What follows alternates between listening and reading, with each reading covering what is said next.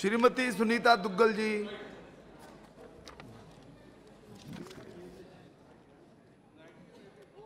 बहुत बहुत धन्यवाद सभापति महोदय। सभापति महोदय, हमारी भारतीय जनता पार्टी दुनिया की सबसे बड़ी पार्टी और उसके हमारे नेता आदरणीय प्रधानमंत्री श्री नरेंद्र मोदी जी, जिस तरह का विश्वास उन्होंने इस सरकार में रहते हुए लोगों के अंदर पैदा किया है, ना केवल भारतवर्ष के अंदर बल्कि बाहर के देशों के अंदर भी जो विश्वास उनके अंदर व्यक्त हुआ है, उसकी एक बानगी जो पिछले वाला अविश्वास प्रस्ताव आया था 2018 में, जिसका जवाब देते हुए हमारे नेताजी ने ये कहा था कि मैं तो ये कहती हूँ कि हमारे जो आदरणीय प्रधानमंत्री जी हैं वो ना केवल बहुत अच्छे विकास पुरुष हैं, ना केवल इस देश को आगे ले जाने वाले हैं, ना केवल उनकी नीति पर कोई किसी तरह का शक है, ना केवल उनकी नीयत पर किसी तरह का कोई शक है, बल्कि वो ऐसे अंतर्यामी भी हैं कि उन्होंने 2018 में ये बात कह दी थी कि ये सब इकट्ठे होकर 2023 के अंदर भी अविश्वास प्रस्ताव लेकर आएंगे। और आज हम वही देख रहे हैं कि ये जो अविश्वास प्रस्ताव ये लोग लेकर आ रहे हैं, भानुमति का कुंडा जो ये बना हुआ है, तो मैं इसके विरोध में आज आप लोगों के समक्ष खड़ी हुई हूं। आदरणीय सभापति महोदय, श्रद्धेय अटल बिहारी वाजपेयी जी का मैं एक जो नो कॉन्फिडेंस उनके खिलाफ आया था, उसमें जब वो अपना जवाब दे रहे थे, मैं वो देख रही थी और सुन रही थी किस तरह से भावनाओं से भरे हुए उन्होंने उस समय में अपना वक्तव्य दिया था। और 1 जून 1996 का उनका जो वक्तव्य है उसके अंदर मैं सुन रही थी सभापति महोदय कि ये विपक्ष के लोग उस समय ये बात कह रहे थे, उस समय श्रद्धेय अटल बिहारी वाजपेयी जी को भी, कि आप मंदिर की बात नहीं करते, आप धारा 370 की बात नहीं करते और आप और तरह की इधर उधर की बातें करते हैं। तब श्रद्धेय अटल बिहारी वाजपेयी जी ने उस समय में ये बात कही थी कि हमारी जो विचारधारा है, जो 1977 के अंदर हमारी विचारधारा थी, वो आज भी है, लेकिन अभी लोकतंत्र को बचाना हमारी प्रायोरिटी है। इसलिए हम राम मंदिर पर अभी बात नहीं कर रहे, अभी हम धारा 370 पर बात नहीं कर रहे, लेकिन मुझे विश्वास है कि एक दिन ऐसा आएगा। उस समय में भी सभापति महोदय सबसे बड़ी पार्टी भारतीय जनता पार्टी थी। उन्होंने कहा था कि लेकिन एक समय ऐसा आएगा कि हम मेजॉरिटी के साथ इस सदन में होंगे और उस समय धारा 370 भी जाएगी और राम मंदिर भी बनेगा। तो आज वो समय है। अभी 6 अगस्त गई है, हमारी आदरणीय सुषमा स्वराज जी, उनकी पुण्यतिथि थी, और आप ये देखिए क्या संयोग कि जो मन में विचार लेकर वो इतने समय तक राजनीति करती रही, केवल कुछ दिन पहले ही 370 धारा हटी और उसके थोड़े से दिनों के बाद 6 अगस्त को जो है उनका देहावसान हो गया। सभापति महोदय, भारतीय जनता पार्टी के कार्यकर्ता, जो एक एक कार्यकर्ता हैं, उनके मन के अंदर देश प्रेम, राष्ट्र प्रेम किस तरह से भरा हुआ है, ये उसकी एक मानगी थी। तो मैं यही कहना चाहती हूं कि ये जो विश्वास कांग्रेस पार्टी का टूटा है, ये विश्वास जल्दी से वापस बनने वाला नहीं है। ये वो पार्टी है जो 400 से 40 के ऊपर आ गई और एक हमारी पार्टी है जो 2 से 303 के ऊपर आ गई। किसी ने ये बात कही है कि विश्वास वो डाली है जो एक बार सूख जाती है तो फिर कभी हरी नहीं हो सकती। अब ये चाहे कितने ही अलायंस कर लें, चाहे ये INDIA बना लें, चाहे ये घमंडिया बना लें, या कुछ मर्जी बना लें, लेकिन अब किसी भी कीमत पर इनके ऊपर लोगों का विश्वास नहीं बन सकता। सभापति महोदय, मैं कहना चाहती हूं कि अभी तक तो शुरुआत हुई है। आदरणीय प्रधानमंत्री जी जो भविष्यवाणी करते हैं वो भविष्यवाणी सत्य होती है। जो भविष्यवाणी उन्होंने की 2018 में कि 2023 में फिर से लेकर आएंगे, तो वो लेकर आए हैं। अब आदरणीय प्रधानमंत्री श्री नरेंद्र मोदी जी की भविष्यवाणी है कि हम 2024 के अंदर भी फिर से भारतीय जनता पार्टी की सरकार बनाएंगे, उनके नेतृत्व में बनाएंगे। सभापति महोदय, अब हमारा टारगेट यूनिफॉर्म सिविल कोड है। बहुत जल्द जो है हमारी कोशिश होगी कि हम वो भी इस सदन के अंदर लेकर आए। और इसके साथ साथ मैं कहना चाहती हूं कि मैं सभी को सुन रही थी, हमारी सूले जी कह रही थी कि 9 साल में क्या किया। सभापति महोदय, मैं बताना चाहती हूं कि 9 साल में हमारी सरकार ने क्या किया। आदरणीय प्रधानमंत्री श्री नरेंद्र मोदी जी के नेतृत्व में नेशनल एजुकेशन पॉलिसी, किसी समय में जो मैकाले था उसने कहा था ये बात भरे सदन के अंदर कि ये जो भारत की संस्कृति है इसको खत्म कर दो, भारत की जो सनातन परंपरा है इसको खत्म कर दो। जब तक तुम ये खत्म नहीं करोगे, जब तक तुम इनके ऊपर पश्चिमी सभ्यता को नहीं ला दोगे, तब तक तुम इनकी रीढ़ की हड्डी को नहीं तोड़ सकते। सभापति महोदय, कोई वो समय था कि जिस समय में कम से कम भी आप ये देखिए, नालंदा यूनिवर्सिटी के अंदर 90 लाख किताबें जो हैं उनको जलाया गया, हमारे साहित्य को जलाया गया। 90 लाख का साहित्य हमारी पुस्तकों का जलाया गया, जो 3 महीने तक सुलगता रहा। और उस सनातन परंपरा को, उस संस्कृति को खत्म करने के लिए सभापति महोदय जो परंपरा, जो अपनी एजुकेशन पॉलिसी वो लेकर आए, आज बड़ी खुशी है मुझे इस बात की कि 2020 के अंदर बहुत विचार विमर्श करके सबके साथ, जिस तरह से बाबा साहब ने उस समय में सबके साथ विचार विमर्श करके हमारे देश का संविधान बनाया था, उसी तरह से ही सबके साथ विचार विमर्श करके 2020 में जो शुरुआत हुई वो नेशनल एजुकेशन पॉलिसी जो है वो हमारे देश के अंदर अब आई है। उसी के तहत मैं आपको बताना चाहूंगी कि ये कोशिश है हमारी सरकार की कि एजुकेशन जो है उसका एक्सेस सबको होना चाहिए, इक्विटेबल होना चाहिए, क्वालिटी होनी चाहिए, अफोर्डेबिलिटी होनी चाहिए, अकाउंटेबिलिटी होनी चाहिए। ये हमारी नेशनल एजुकेशन पॉलिसी जो है उसकी मोटो है, उसका ये ध्येय है। सभापति महोदय, एक जो छोटा बच्चा है 3 से लेकर 8 वर्ष तक उसकी बुद्धि का तीव्र गति के साथ विकास होता है, ये साइंटिफिकली भी अप्रूव हो चुका है। तो इसलिए हमारी सरकार ने ये कोशिश की है कि हम एक बाल वाटिका इस तरह से बनाएं ताकि 3 से 8 वर्ष के जो बच्चे हैं उनको जादुई पिटारा के नाम से हम उन बच्चों के लिए एजुकेशन जो है वो प्रोवाइड करें, जिसके अंदर खेल खेल में गाना गाकर,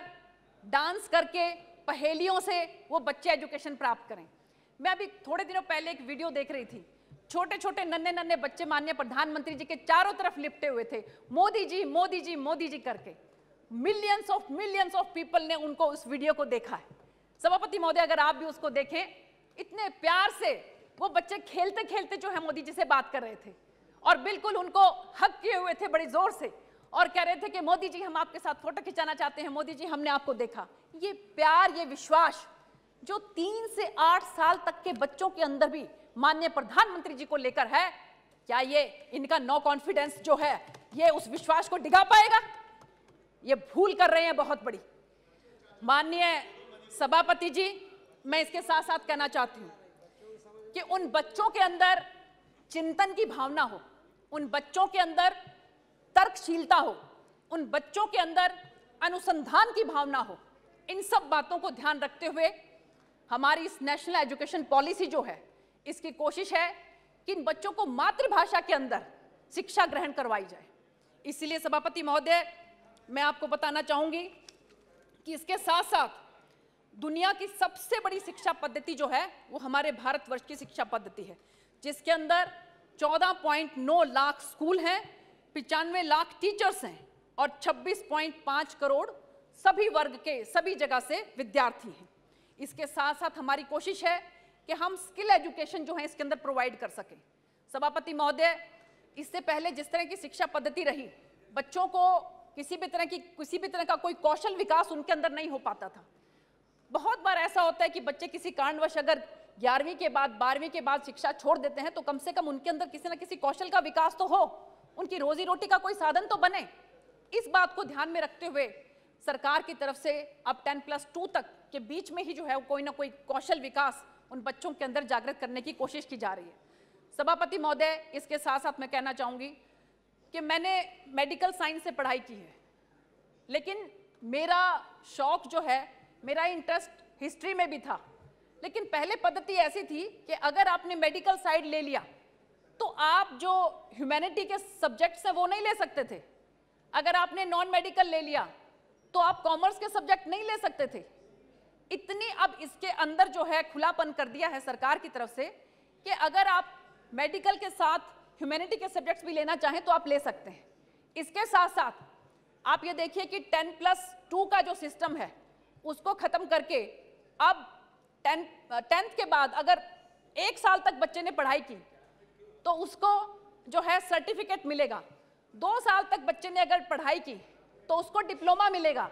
और 3 साल तक अगर बच्चे ने पढ़ाई की तो उसको डिग्री मिलेगी। उस बच्चे को कहीं पर भी ये महसूस नहीं होगा कि बीच में अगर उसको पढ़ाई छोड़नी पड़ी तो उसका पूरे साल बर्बाद हो जाते थे पहले डिग्री के लिए। तो इस तरह की एजुकेशन पॉलिसी जो है वो हमारी सरकार लेकर आई है सभापति महोदय, जो पहले कभी किसी की सोच में नहीं गया कि बच्चे जो है वो कैसे पढ़ रहे हैं, पढ़ने के बाद उनका भविष्य क्या होगा, इसके बारे में कभी किसी ने कोई चिंता नहीं की सभापति महोदय। इसके साथ साथ मैं आपको बताना चाहती हूँ कि SC OBC के जो टीचर्स हैं उनको भी अब मैक्सिमम अपॉइंट किया गया है कि जो दूर दराज के जो इलाके हैं रोस्टर सिस्टम से अब उनको भी टीचर्स को वहाँ पर जो है लगाया गया है। और इसके साथ साथ सभापति महोदय नेशनल डिजिटल लाइब्रेरी और रिसर्च को जो है इसके अंदर बहुत इंपॉर्टेंस दी गई है। हमारे IIT के बच्चे, हमारे IIMs के बच्चे, और अब आप ये देखिए कि सभापति महोदय सुंदर पिचई और इस तरह से कितने हमारे जो बहुत होशियार बच्चे थे वो दूसरे देशों में जा रहे हैं। हम ये चाहते हैं कि हमारा ब्रेन ड्रेन इस तरह से ना हो, इसलिए रिसर्च जो है वो हमारे देश के अंदर ही लाई जा रही है। R&D के अंदर बहुत ज़्यादा पैसा लगाकर इस तरह की फाउंडेशन बनाई जा रही है ताकि हमारे नेशनल रिसर्च फाउंडेशन, ताकि हमारे बच्चे ज़्यादा से ज़्यादा यहाँ पर पढ़ाई कर सकें। सभापति महोदय हमारी IIT जो दिल्ली है उसकी ब्रांच UAE के अंदर भी खोली जा रही है। इसके साथ साथ IIT मद्रास की ब्रांच जो तंजानिया के अंदर खोली जा रही है। तो ये सब एजुकेशन पॉलिसी के माध्यम से सभापति महोदय कोशिश है कि हमारे एजुकेशन को और ज़्यादा वृहद रूप जो है वो दिया जाए। सभापति महोदय इसके साथ साथ मैं आपको बताना चाहती हूँ कि सामाजिक न्याय जो डिपार्टमेंट है उसमें SC STs के लिए जो हमारी सरकार ने किया वो आज से पहले कभी किसी ने नहीं किया। सभापति महोदय प्रधानमंत्री आदर्श ग्राम योजना, उसके तहत आप ये देखिए कि हजारों हजार गांव ऐसे हैं कि जिनके ऊपर पायलट प्रोजेक्ट स्टार्ट करके जो ऐसे जहां पर डोमिनेटिंग थे हमारे SC और ST, उनको जो है आदर्श ग्राम योजना के तहत उनका विकास किया जा रहा है। और इसके साथ साथ सभापति महोदय मैं आपको बताना चाहती हूँ कि अगर हम विश्वास की बात करें तो आप ये देखिए कि 2004 के अंदर हमारे 38 SC और ST के member of parliament Bharatiya Janata party के पास थे। 2004 की बात मैं कर रही हूं, और कांग्रेस के पास केवल 29 थे। और उसी तरह से मैं अगर आगे बात करूं 2014 के अंदर SC और ST के member of parliament Bharatiya Janata party के पास 66 थे और कांग्रेस के पास घटकर केवल 12 रह गए। और सभापति महोदय 2019 के अंदर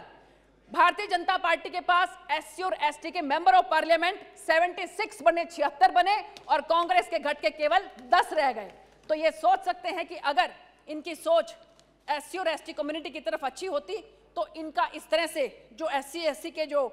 के जो मेंबर ऑफ पार्लियामेंट हैं उसमें इतनी भारी गिरावट नहीं आ सकती थी। सभापति महोदय इसके साथ साथ मैं आपको बताना चाहती हूँ कि सरकार की तरफ से नेशनल हेल्पलाइन टोल फ्री 14566 स्थापित की गई है ताकि जो SC ST के जो हैं लोग, उन पे अगर कोई किसी तरह की एट्रोसिटी होती है तो वो इस नंबर पर डायल कर सकते हैं। इसी के साथ साथ 14567 टोल फ्री नंबर वरिष्ठ नागरिकों के लिए है कि अगर उनको किसी तरह का कोई कष्ट है तो वो नेशनल लेवल पर ये नंबर है, इस पर वो डायल कर सकते हैं। सभापति महोदय इसके साथ साथ जैसा कि आपको मालूम है कि नशा मुक्ति, इसके लिए माननीय हमारे केंद्रीय गृह मंत्री अमित भाई शाह जी ने भी जो है स्पेशल डिबेट भी जो है इसमें करवाई थी। और हमारा ये प्रण है कि हमारा देश भारत जो है वो नशा मुक्त होना चाहिए। इसीलिए 372 संवेदनशील जो डिस्ट्रिक्ट घोषित किए गए हैं और उसके अंदर बहुत अच्छे तरीके से नशा मुक्त करने के लिए बहुत सी योजनाएं और बहुत से कार्यक्रम आदरणीय सभापति महोदय उसमें चल रहे हैं। इसके साथ साथ सभापति महोदय मैं आपको कहना चाहती हूँ कि डिजिटल इंडिया कि किस तरह से आज हम ये कह सकते हैं कि हमारा देश डिजिटल इंडिया के माध्यम से कैसे आगे बढ़ रहा है, कैसे जो भी सरकार की योजनाएं हैं उसमें जो भी पैसा है वो डायरेक्ट बेनिफिट ट्रांसफर के माध्यम से एक आम आदमी तक पहुंच रहा है। सभापति महोदय, कांग्रेस पार्टी वालों को याद होगा कि इनके प्रधानमंत्री जी ने किसी समय में ये बात कही थी कि हम लोग 1 रुपया ऊपर से भेजते हैं, नीचे तक आते आते केवल 15 पैसे बच जाते हैं, उसमें से बीच में से 85 पैसे कहां चले गए इसके बारे में किसी को कोई जानकारी नहीं थी। लेकिन हमारी सरकार ने, सभापति महोदय, इस तरह का सिस्टम किया है। आदरणीय प्रधानमंत्री जी, अभी पिछले दिनों आपने देखा होगा किसान सम्मान निधि के तहत किस तरह से एक बटन दबाकर करोड़ों करोड़ों की संख्या में जो हमारे किसान भाई हैं उनके पास जो है वो पैसा पहुंचता था। इसके साथ साथ 40 योजनाएं ऐसी हैं हमारी जिसमें डीबीटी के माध्यम से गरीबों को उनका हक मिलता है। सभापति महोदय, आज जापान, कनाडा, फ्रांस, ये सब डिजिटल पेमेंट सिस्टम को अपनाना चाहते हैं। ये सब प्रभावित हैं कि माननीय प्रधानमंत्री जी ने किस तरह से हिंदुस्तान के अंदर ये जो डायरेक्ट बेनिफिट ट्रांसफर जो सिस्टम है, डीबीटी सिस्टम है, उसके माध्यम से कैसे लाखों लाखों करोड़ों करोड़ों लोगों को इसका लाभ मिल रहा है। सभापति महोदय, इसके साथ साथ मैं कहना चाहती हूं कि आज भारत नेट के माध्यम से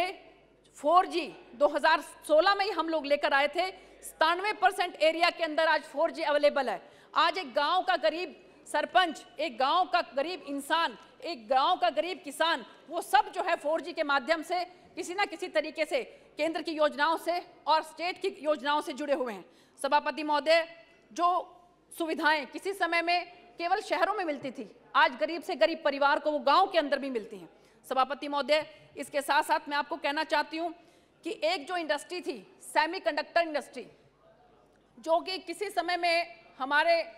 माननीय जो पूर्व की हमारी आदरणीय प्रधानमंत्री जी थी, वो चाहती थी कि ये सेमीकंडक्टर की इंडस्ट्री भारत के अंदर आए, लेकिन वो इसमें कामयाब नहीं हुई। इसके बाद भी जितने प्रधानमंत्री आए, उन्होंने ये चाहा कि सेमीकंडक्टर की इंडस्ट्री जो है वो भारत के अंदर आनी चाहिए, लेकिन कोई इसमें कामयाब नहीं हुआ। मैं बहुत बहुत इस बात के लिए धन्यवाद करना चाहती हूँ आदरणीय प्रधानमंत्री जी को कि आज 40 साल के बाद जो प्रयास चल रहा था, वो 40 वर्ष का प्रयास जो है वो सफल हुआ है और अब सेमीकंडक्टर की इंडस्ट्री जो वो भारत के अंदर बनने लगी है। सभापति महोदय, कुछ इंडस्ट्रीज जो है वो मदर इंडस्ट्रीज होती हैं, जैसे केमिकल इंडस्ट्री है वो मदर इंडस्ट्री है, स्टील इंडस्ट्री है जो मदर इंडस्ट्री है, इसी तरह से सभापति महोदय प्लास्टिक इंडस्ट्री है जो मदर इंडस्ट्री है। उसी तरह से आजकल का ये जो डिजिटल सिस्टम है, उसी के तहत जो है सेमीकंडक्टर इंडस्ट्री जो है वो मदर इंडस्ट्री है। जब मदर इंडस्ट्री हमारे इंडिया के अंदर आएगी तो आप समझ सकते हैं कि किस तरह से पूरे हिंदुस्तान के अंदर जो है वो एक अलग क्रांति जो है वो आ जाएगी। तो मैं इस बात के लिए भी आदरणीय प्रधानमंत्री जी को बहुत बहुत तहे दिल से धन्यवाद करना चाहती हूँ कि उन्होंने जिस तरह से हमारे देश के अंदर डिजिटल सिस्टम को भी आगे बढ़ाया है और इसके साथ साथ जो डायरेक्ट बेनिफिट ट्रांसफर के माध्यम से सभी पैसा जो है डायरेक्ट अब हमारे किसान भाइयों को, मजदूर भाइयों को, सबके खाते में जो सीधा सीधा जा रहा है, उसके लिए मैं उनको बहुत बहुत धन्यवाद करना चाहती हूँ। सभापति महोदय, इसके साथ साथ मैं आपको कहना चाहती हूँ कि हमारे ये निशिकांत जी ने बताया था कि बहुत सी पार्टी जो हैं वो सब मिलकर उन्होंने INDIA बना ली है, लेकिन सभापति महोदय मैं कहना चाहती हूँ कि ये बहुत समय तक जो है, क्योंकि जैसे हमारे आदरणीय एक मंत्री जी भी बता रहे थे कि जो पार्टीज जिनके बारे में सबसे ज़्यादा कांग्रेस पार्टी ने गलत सलत बोला, वही पार्टियां जो हैं अब उनके साथ अलायंस बनाए हुए हैं। लेकिन बहुत ज़्यादा समय तक मुझे लगता नहीं है कि इस तरह का जो एक घमंडिया जो गठबंधन बना है, इसके अंदर बहुत ज़्यादा दिन तक ये लोग रह सकते हैं, क्योंकि ये कहा गया है कि मैंने विश्वास भी उसका किया है, मैंने विश्वास भी उसका किया है, खबर है मुझे कि टूटेगी जरूर मगर थोड़ी देर लगेगी। तो मुझे लगता है कि ये बहुत ज़्यादा समय तक ये वाला गठबंधन जो है वो रहने वाला नहीं है। सभापति महोदय, इसके साथ साथ मैं ये कहना चाहती हूँ कि हमारी एक और योजना जिसके तहत जो हमारे सिविल सर्वेंट्स हैं, जो हमारे ऑफिसर्स हैं, उनको कर्मयोगी जिसको कहा गया है कि उसके माध्यम से किस तरह से हमारे जो ऑफिसर्स हैं उनको ये शिक्षा दी गई है कि वो अपने आप को इस तरह से आगे बढ़ाएं ताकि वो देश की सेवा में अग्रसर हो सकें। इसी बात को ध्यान में रखते हुए आदरणीय सभापति महोदय, हमारी सरकार की तरफ से जो है मिशन कर्मयोगी चलाया गया है और उसके तहत जो है उन ऑफिसर्स के अंदर कौशल वृद्धि की जा रही है, उनको शिक्षण दिया जा रहा है उनको प्रोफेशनल जो है सिस्टम के तहत वो काम कर सकें, ये सिखाया जा रहा है। उनके लीडरशिप क्वालिटी उनके अंदर डेवलप हो, ये बात उनको सिखाई जा रही है। प्रदर्शन आधारित उनको प्रोत्साहन दिया जाए, नागरिक केंद्रित दृष्टिकोण उनका हो, क्योंकि ऑफिसर जो हैं, सभापति महोदय, मुझे मालूम है कि ट्रेनिंग के बाद वो अपने आप को एक उस लेवल पर समझ लेते हैं कि अपने आप को सोचते हैं कि तुम्हारा नागरिक, आम नागरिक के साथ अब किसी तरह का कोई संबंध नहीं रहा और तुम एक कुर्सी पर बैठ गए, एयर कंडीशनर कमरों में बैठ के अब यहाँ पर बैठकर तुम पॉलिसी बनाओ। लेकिन माननीय प्रधानमंत्री जी की ये सोच है कि हमारे जो ये इस तरह के ऑफिसर्स हैं उनको कर्मयोगी होना चाहिए, उनके अंदर ये भावना होनी चाहिए कि आप लोग जो अधिकारी बने हो वो आम जनता की भलाई के लिए बने हो। तो ये एक सिस्टम ऐसा चलाया गया है, मिशन कर्मयोगी। इस मिशन कर्मयोगी के तहत उनको कई तरह के शिक्षण, कई तरह के प्रशिक्षण जो है वो दिए जाएंगे, जिसमें अंतर विभागीय एक्सपोजर भी उनका होगा। ये नहीं है कि कोई एक ऑफिसर एक डिपार्टमेंट में आ गया तो सारी जिंदगी वो उसी डिपार्टमेंट के अंदर निकाल देगा। सभापति महोदय, इसी के माध्यम से हमारी कोशिश है कि ज़्यादा से ज़्यादा जो हमारे अधिकारी हैं वो इस चीज़ को समझें और अपने आप को जो है वो आगे बढ़ाएं। सभापति महोदय, मैं इस बात के लिए बहुत बहुत धन्यवाद करना चाहती हूँ प्रधानमंत्री जी का कि उन्होंने जिस तरीके से हमारे देश के अंदर, हमारी आम जन के अंदर जो विश्वास बनाया है, उस विश्वास को मुझे नहीं लगता कि अब किसी भी तरह का कोई जो है वो इसके अंदर किसी भी तरह का कोई ठेस उसको पहुंचा सकता है, क्योंकि विश्वास और प्रेम इन दोनों में एक समानता है सभापति महोदय, कि दोनों में से कोई भी जबरदस्ती पैदा नहीं किया जा सकता। इसीलिए मैंने आपको बताया कि कैसे छोटे छोटे नन्हे नन्हे बच्चे माननीय प्रधानमंत्री जी के चारों तरफ जो है वो इकट्ठा हो गए और उन्होंने जो है प्रधानमंत्री जी को गले से लगाया और कहा कि हम आपके साथ जो है वो फोटो खिंचवाना चाहते हैं। तो सभापति महोदय, इन्हीं सब बातों के साथ मैं जो है इस प्रस्ताव का जो है बहुत तेज गति के साथ, बहुत तीव्र गति के साथ इसका विरोध करती हूँ और मैं ये कहना चाहती हूँ कि ये चाहे कुछ मर्जी कर लें, लेकिन माननीय प्रधानमंत्री जी का जो विश्वास जनता के ऊपर है और जनता का जो विश्वास माननीय प्रधानमंत्री जी के ऊपर है वो दुनिया की कोई ताकत तोड़ नहीं सकती है। इन्हीं शब्दों के साथ आपका बहुत बहुत धन्यवाद। जय हिंद, जय भारत।